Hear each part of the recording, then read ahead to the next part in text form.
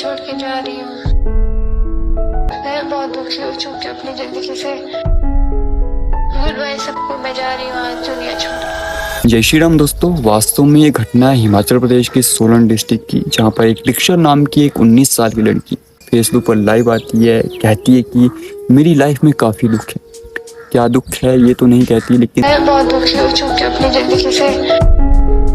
हाँ, मेरी लाइफ में दुख है और मैं आप सभी को छोड़कर जा रही हूँ, गुड बाय कहती है।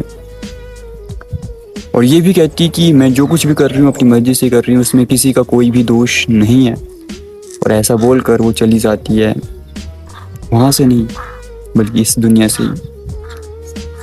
उनके परिवार में उनके पिताश्री हैं जो कि बद्दी में जॉब करते हैं, उनके भ्राताश्री भी हैं, उनकी बहन भी है जो कि मानसिक रूप से बीमार है और उनकी माँ भी है।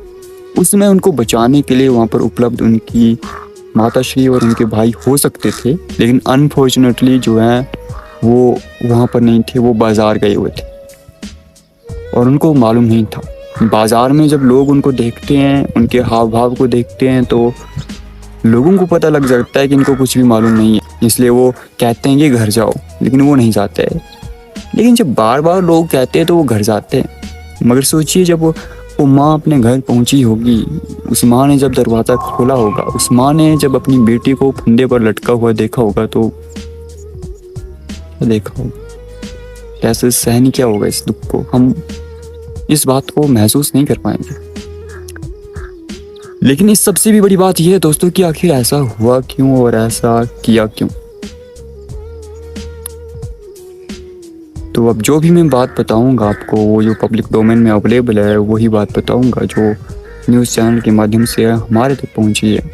कि कहा जाता है कि उनको एक लड़के के साथ प्रेम था जिनका नाम पीयूष था। वो 24 वर्ष के थे और एक प्राइवेट रिजॉर्ट में काम करते थे। मगर इनके परिवार को ये चीज़ एक्सेप्ट नहीं थी, इसलिए शायद पीयूष 7 नवंबर 2024 को आत्महत्या कर लेता है।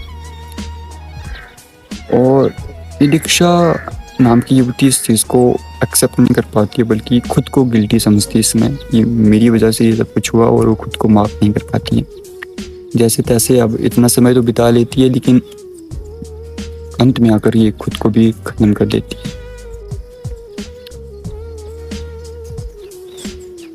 अगर ऐसा है तो ये बहुत बड़ा गलत हुआ है, और अगर ऐसा है तो इससे हमें कुछ चीज़ें सीखनी चाहिए। हमारे माता पिता को एक बच्चे की खुशी में अपनी खुशी ढूंढ लेनी चाहिए।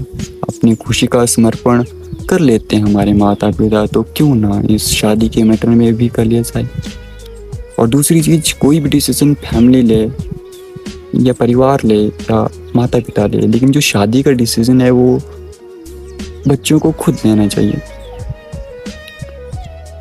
और दूसरी चीज़ कि कोई भी समस्या इतनी बड़ी नहीं है जो कि हल ना हो, क्योंकि अगर समस्या है तो समाधान भी है, क्वेश्चन है तो आंसर भी है, और प्रॉब्लम है तो सॉल्यूशन भी है।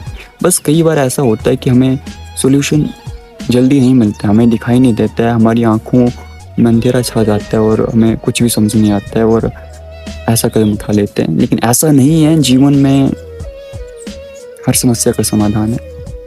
जितनी बड़ी समस्या होगी उतना बड़ा उसका समाधान होगा, और उससे जो आउटपुट मिलेगी वो उतनी बड़ी अचीवमेंट होगी आपकी। इसलिए ज़्यादा नहीं कहूँगा, इतना ही कहूँगा कि कभी हारना मत जिंदगी से, बल्कि हराना उस समस्या को जो आपको हराना चाहती है।